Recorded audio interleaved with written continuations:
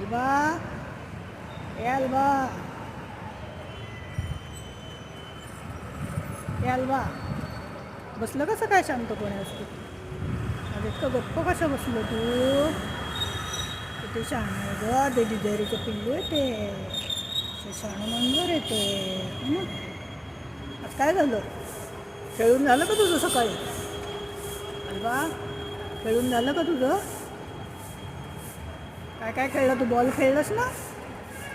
आणि काय खेळलं? आणि काय खेळलंस?